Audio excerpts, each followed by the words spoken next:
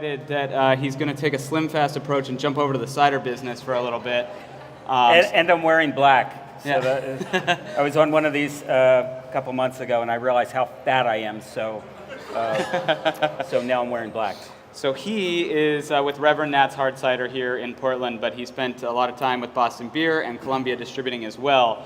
And along with Scott, these three folks are going to help talk a little bit about the Portland marketplace and the environment for craft beer here, and some of the trends and the consumer behavior that they notice as they've worked the market over the years and as they continue to work it today.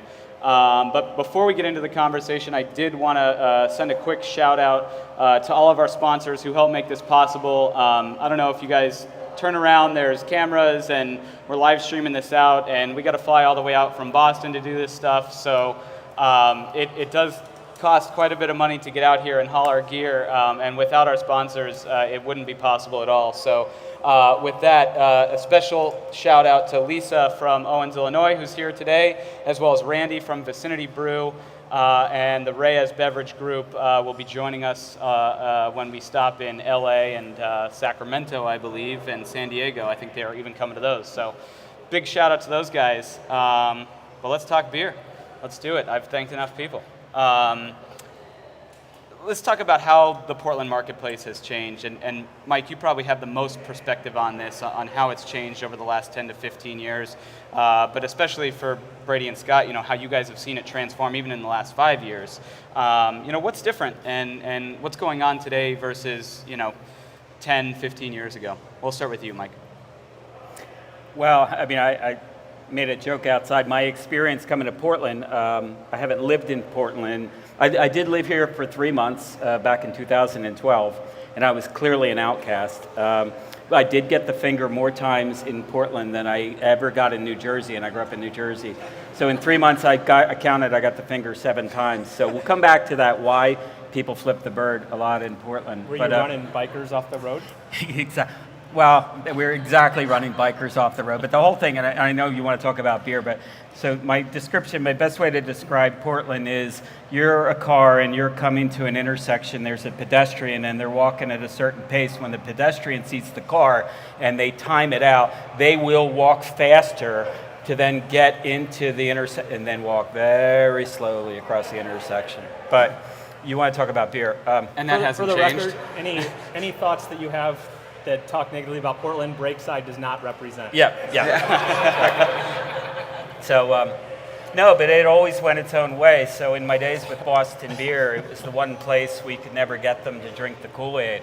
And they were always doing their own thing, and they always had these artisans that were sort of building their own businesses before anywhere else in the country. So it's clearly a question of time. They've been doing it longer here. They've been starting things and making things with their hands and building businesses here way before it ever got fashionable, and that's why it's bigger than anywhere else. And I don't think that has changed.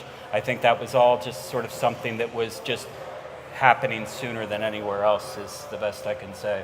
Right. Portland's described as beervana.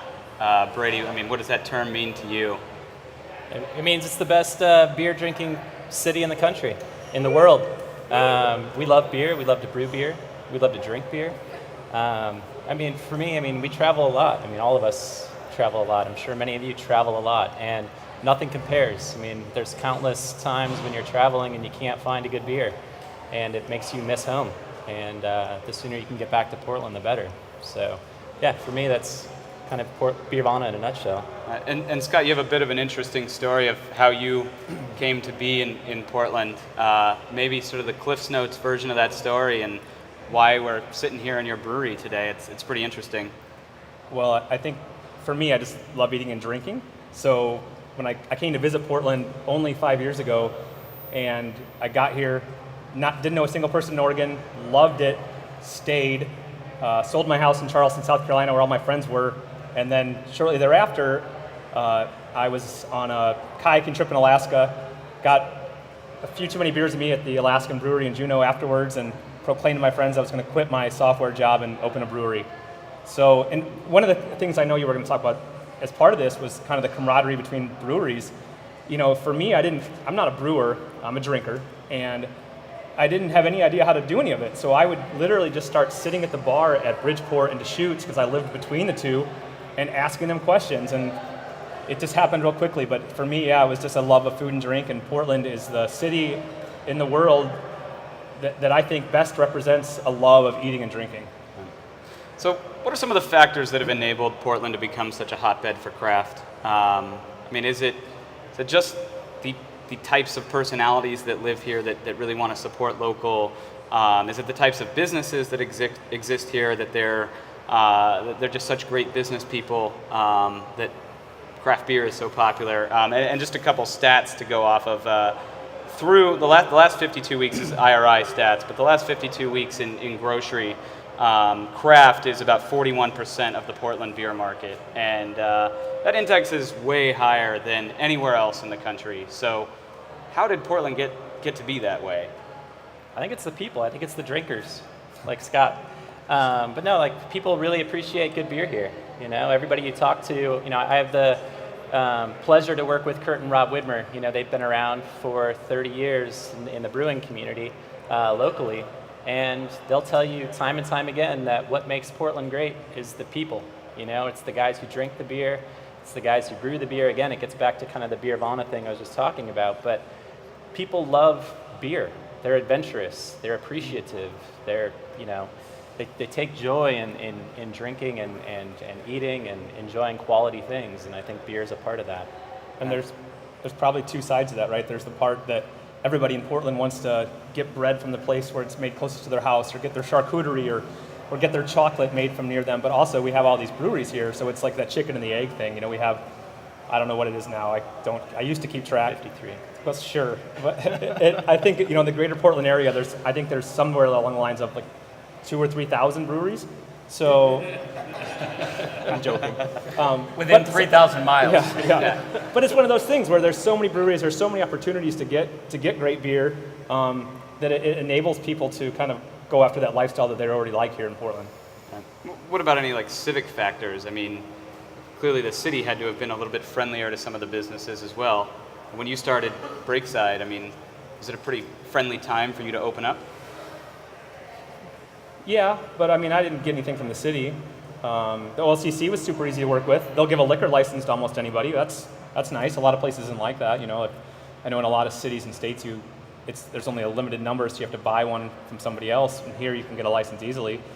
I don't know. I tend to think I'm going to get myself in trouble, as a business owner, that our taxes are pretty high here in Portland. But at the same time, like, there aren't any obstacles. There weren't any roadblocks that the city put in our way to getting open. So, you know, it's not like they opened the doors, you know, and welcomed you in with open arms, but at the same time, there wasn't any roadblocks that were put in the way by them. Right.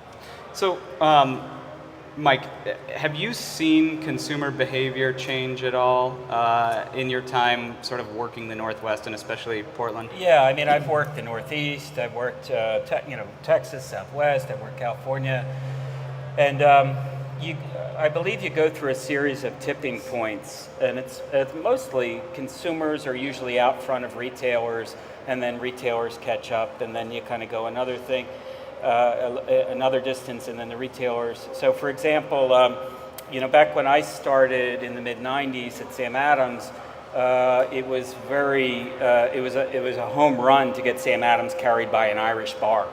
They carried Guinness, Bass and Harp. They had Bud Light, and that was the lineup. And that every Irish bar you went to in the Northeast had the same lineup. But then it started to sort of crack, and then you got through that. Another example would be like Safeway.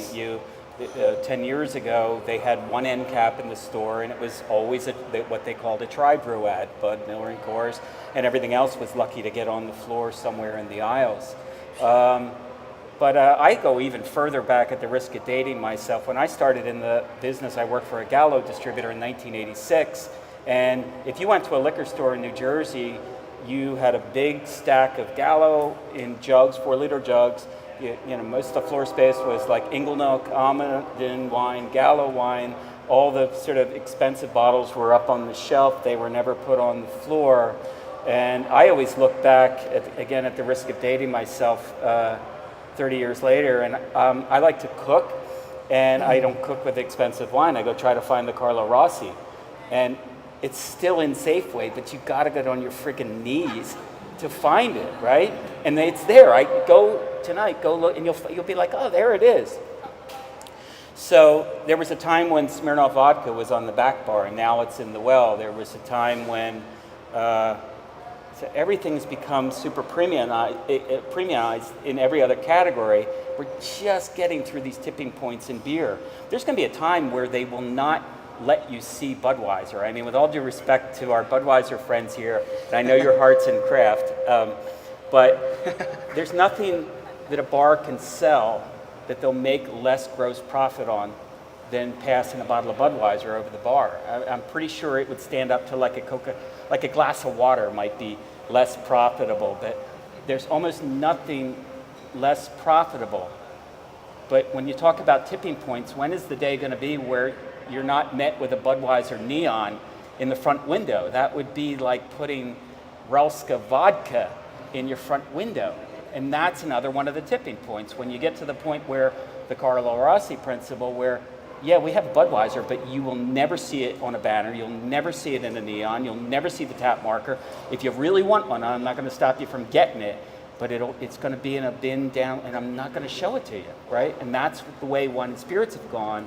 And that's but that's how it is here. That's it Portland. seems. I mean, It's not a you're bar describing rest- Portland, Yeah, right? they Right still now. have a lot of neons up. The Melitas guys will tell you, they still put a lot of neons up in I don't know town. if there's a bar or restaurant that I go to that has a Budweiser or anything in it. But you're going to mostly craft-centric bars. I'm going to places that serve great food and drinks. Yeah. No, take it on Budweiser, because Budweiser will benefit from this at the end of the day as well. But this is the industry that is retarding the process of trade up, because the big brands haven't found a way in their own portfolios to participate with the consumers and the retailers in trade up. But as you break through, I guess the point is, as you break through those tipping points, it then accelerates. And that's where we are in Portland. In Portland, the way you get to 41% in grocery is the paradigm of flooring the big domestic beers. They busted through that 5 years ago. And now their end caps have the shoots and all the beers that they make the most money on. And until the other markets break through those tipping points, you won't get to this level of penetration of high-end beer. So, for you guys, I mean, what do you think is the next sort of category or frontier, retail space that craft still hasn't cracked the code and kind of needs to do a little bit better job? I mean, is it C-stores? Is it?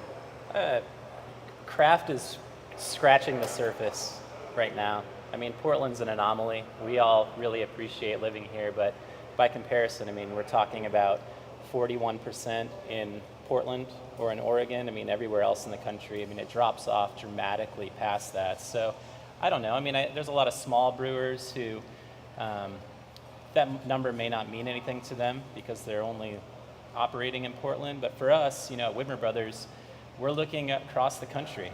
We certainly have a stronghold here in town in terms of grocery store placements, and it's hard to grow in that respect. So for us, our eye is on a broader footprint. It's looking at the opportunities where we have nothing on the shelves, and it's exposing people to our beers. And that model's not indifferent from a small brewery who's trying to just share their beer with people and get beer on the shelf.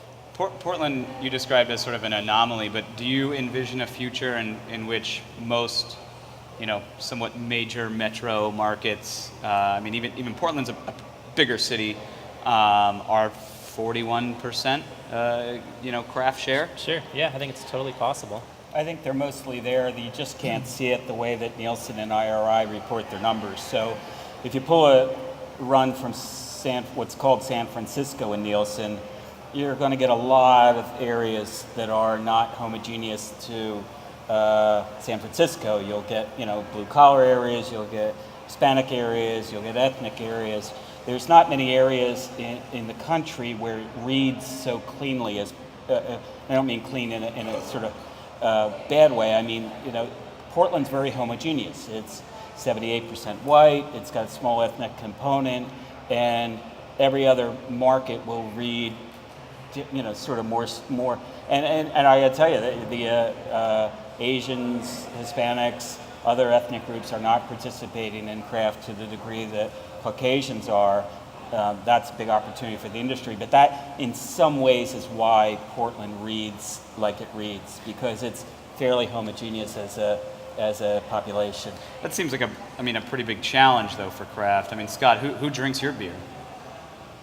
Hopefully everybody. Besides the people here today. And I'm not sure that all these guys do, but I think that you said, Portland 41%, the craft industry in the US is still less than 10%. But I think in general, people that have developed their tastes. I know for me, I started drinking Natural Light, right? I mean, at a pool party when I was 17. I got a slow start.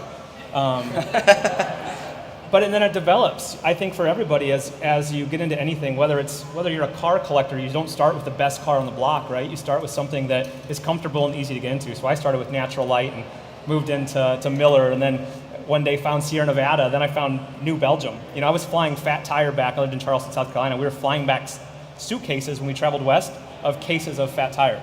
And then and it just kept going from there. And I feel like that's kind of how it is for everybody. It's this snowball effect. The first time I ate charcuterie, I wasn't diving into all the crazy stuff, or sushi. It's just as we develop our taste, we decide that things taste better if they have a little more flavor in them. We get a little more ambitious, we get a little more able to kind of lean over that cliff, I guess, and try new things. And I think that's what craft is, and I think that's what, I'm going to pull a line out of Brady's branding book and mention my brewery Breakside.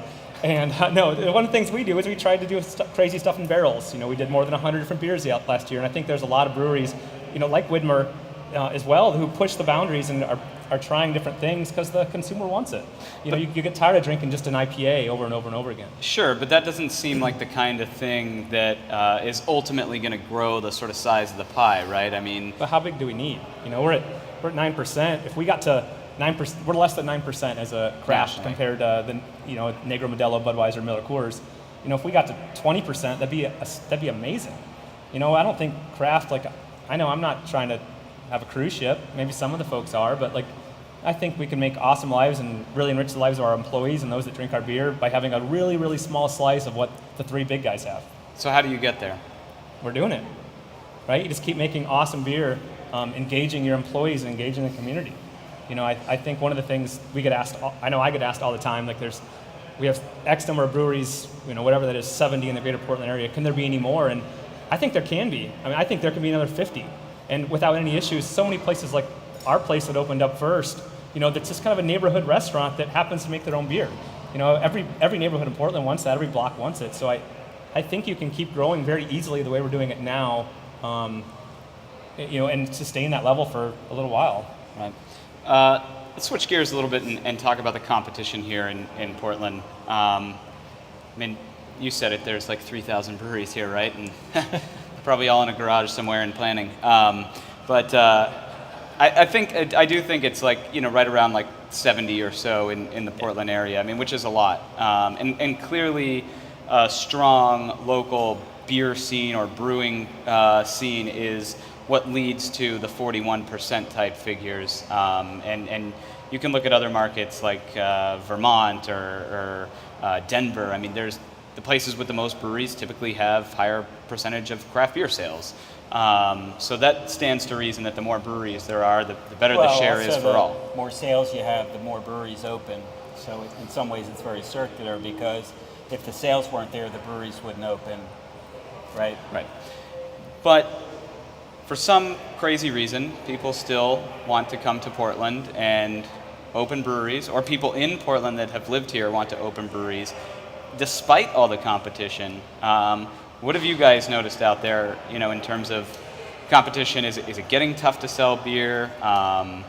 Who's winning? Who's losing? Are the elbows getting sharper? What's happening in Portland on the ground that speaks to the level of competition here? It's certainly tough, but as an example, we try to be as friendly as we can be at Widmer Brothers. We love inviting breweries in. You like that branding plug? But I know these guys just opened a brewery, right here. These guys opened a brewery just recently, a month ago. And that didn't stop them. You know, I think I met these guys for the first time like 3 years ago at Sean White's house, like, and they're sharing homebrew. And that was 3 years ago, and like they probably had their sights on this longer than that. And it takes a long time to do it. And I think, you know, the theme that I keep going back to is there's always an opportunity for hyper-local. And then from there, I mean, it's a really great breakside model. Like, they found a really awesome spot in North Portland. These guys are in another great kind of hotbed. But hyper-local allows you to kind of gain that fan base, and then they've grown from there. You know, these guys, this place certainly is a distance from their pub, but they're making it work based on kind of the business side of it as well. So I think you kind of gain that local following by being neighborhoody and small, and just kind of testing the waters a bit. It is still super friendly, and I don't know how long that'll last either, but to speak to Brady and what those guys did, before we had any equipment of our own, Widmer would let us take growlers of our beer over to test it, because they had a lab, and we would just bring them some of our beer to drink. I mean, they have this, you know, super expensive equipment that we could never afford, and they would let us do that from a friend's side. You know, we've made beers with great breweries here in town, or Eugene. You know, we did a beer with Ninkasi, and it's interesting. I feel like it's still really friendly. I mean, I see the guys from Stickman back here. When I used to bartend, I bartended all the time at our pub when we first opened, or in the first couple years we were open. Those guys would come into my bar and ask me questions, just like I did to Bridgeport and to Shoots. You know, it's just kind of like everybody's still real Paying it friendly. forward. We'll see how it is in 5 or 10 years. I mean, it already gets tighter. Like, I think there's an unlimited number of small brew pubs that can open to service neighborhood. I don't know how many more places can keep expanding, keep growing at the level that, you know, most of the breweries our size and a little bit larger are. When you hear of a new brewery opening up, do you just sort of like scratch your head and say, geez, another one? Like, well, it's funny, when we first opened and before we opened, I watched those blogs and everything constantly. I was always looking where the new breweries were open. I was so in tune to it, and now it's just kind of off the radar. I don't, you know, I like to go to them and drink when I find them and try their beers and, you know, check them out, but it's not something that's on my radar really. And I mean, you sort of described the environment as, you know, still pretty friendly, but given the opportunity, if you walk into a bar and they say, Scott, love your IPA, we're taking off Widmer Hef and we're putting your IPA on, you're not saying no. There are some breweries I would say no for. I mean, it's factual. We have an awesome distributor in town named Melitus. We try not to steal beers from their book because we're friends with a lot of those breweries.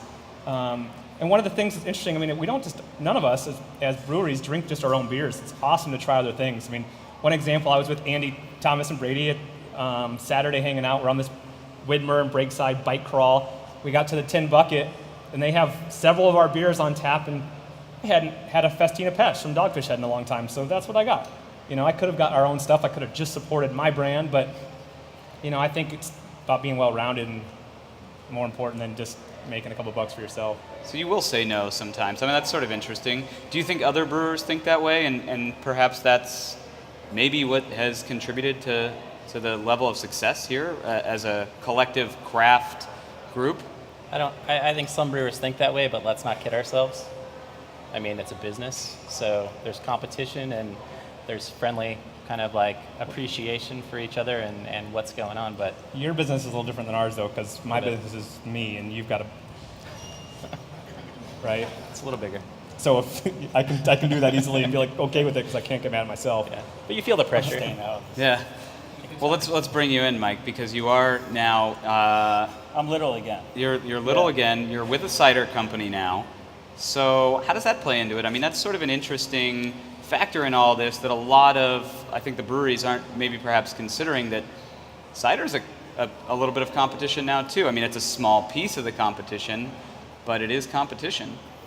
Yeah, I mean, I think you could, within the context of what we're talking about here, look at cider almost interchangeably with beer and just look at it as another style. I mean, somebody might disagree with that, but I guess my point is to your original comment about competition, it is growing, and people don't, at the very small end, which is where I am right now, you don't feel it yet because you're benefiting from what's happening through competition is an increase in rotation.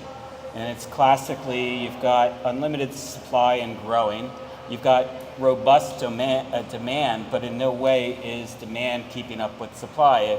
craft in Portland's growing 9%, and I would say that new offerings are growing. I mean, I was a distributor, so I mean, 2,000, 3,000 new items a year, with some bizarre numbers. So, and the way the market's solving that is with rotation. So one of the things I was. But is that healthy? No, it's ultimately not healthy, but for a small company, it's great because I can get swept up in that and I'll at least sell something, right? But where it'll flesh out is once it sort of reaches a bust, like real estate or any bubble. We're in a bubble, and supply's outstripping demand, and it's a great time to be a consumer. And you can try, but the thing that blew me away is you guys are from town, so you know that Fred Meyer on the east side, right? Hawthorne. It is maybe the biggest beer section I've ever seen in my life, and I've been in the business for 30 years. And then contrast that with the Whole Foods that's on the west side, right? It's a little beer cave. I don't know if you've been in there. It's a fair section, but it in no way. So you guys know what I'm talking about, the difference between two of them.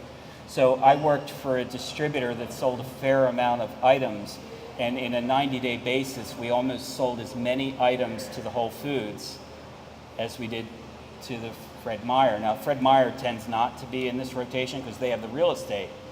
But the other guy he's got less real estate and more need to keep up. So that's what's happening in retail. They want to offer variety, and so I guess at the end of the day, if you've got to brand your product, and you have to have, and if you're riding the wave, and this is where at Reverend Nat's we do not want to get caught up in the wave of just we could make one-offs 10 kegs at a time all day long, but at the end that's not going to be a repeatable, sustainable business. We need to brand our business. We need to tell our story.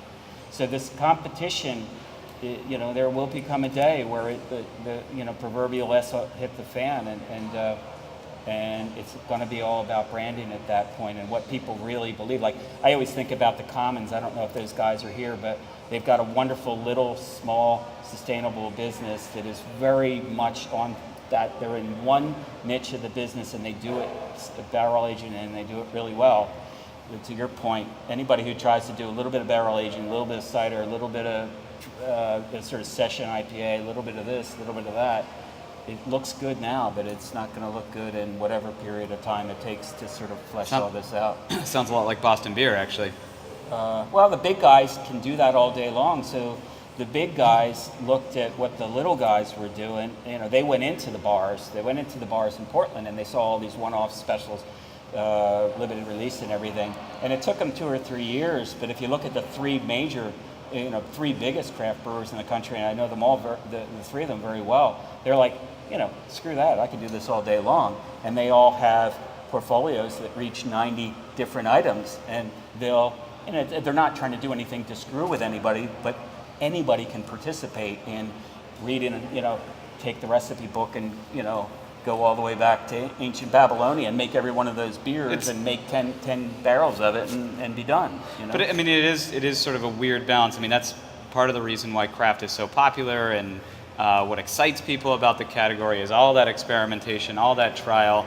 But it is the one thing that it seems like everybody talks about as one of the biggest challenges going forward is how do you deal with the rotation? So how do you deal with it in Portland? Maybe these guys can chime in. Deal it with, you mean in terms of how we work with the bars? Just or keep it on the rotating handles and the constant sort of inability to build a singular brand. Well, and we probably have interesting perspectives, Brady and I, on this because, we're relatively small, right? And we sell a lot of IPA and Pilsner and then these seasonals, and for us, every single thing we make is gone as soon as we make it. We don't have any issues with selling anything, period. Bottles or kegs, it doesn't matter. It's gone. And it's interesting, though, that we don't know which bars are going to be at. There's a handful of bars that keep our IPA on all the time or our Pilsner on all the time, but a lot of them are just cycling through different spots, and that's fine for us. But I imagine when we're 10 times the size we are now, and we're like, how the hell did we lose this account that we've had for 6 months? Like, that's going to be a frustration point, whereas now it's, again, I just couldn't care any less. Right. But for Brady, I'm sure it's probably a little different mindset. Yeah, I mean, our model's a lot different. We have a brewery within a brewery, so we have a 10-barrel pilot brewery at the on our property, and we act a lot like a small startup, and it's a lot of R&D and experimentation, and certain accounts get those beers. Not all of your accounts interested in those beers. It's too hard to play the rotation game. So we don't make money on those beers. It's simply our brewers kind of trialing and us supporting kind of what makes the business the business. It's brewing, it's creativity, it's having fun. And then we have the beers that pay the bills. We have the beers that we really want to find a permanent home. So if it's Widmer Brothers Hefeweizen, and we want that beer to be on, and we want to make sure that the account's happy with it, that it's always pouring, that it's pouring the best it can, so that everybody who goes in has the best experience with that beer. And we've been around long enough where we do have those accounts. Scott mentions places that have had the beer on for 6 months. We've got places that have had Hefe on for 25 years, and it's like, that's the kind of contrast. I guess it's a goal of some breweries, is to get there. And that might be like one of the ways that things have changed the most, is it's harder and harder to get a long-standing account with a permanent line. And now, we certainly appreciate the accounts that have that, but they're becoming fewer and further between. And we've just gotten them in a small number of places by building relationships with the chefs and owners at little places where we work on certain projects. We've got permanent handles at 10 of the best restaurants in town, but it's because we did projects with them. We got to know the chef, and the owners of the places call us if they need anything. It's different, for sure. Yeah, I mean, it's still a relationship business, but at some point, the break sides of the world and the brands that, like you said, we can rotate all day and it's super successful for us, but when we get 10 times bigger, it might be a problem.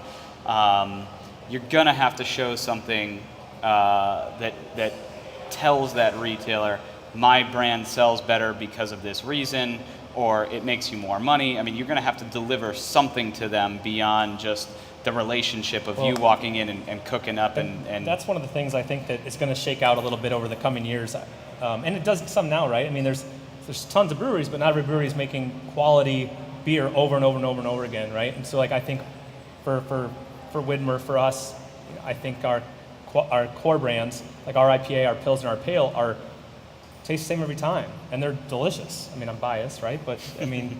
And so that leads into getting those seasonals on tap on a more regular basis. And I know these guys do the same thing. I mean, they take a ton of pride in their hef, and they rely on that beer and a couple of the other ones to say, like, hey, you guys know we make this awesome beer. Try one of these unique beers that are coming out of our pilot system now that that nobody else has a chance to try. So, I think as the shakeout happens, it's going to become more and more important to keep quality, consistent beer.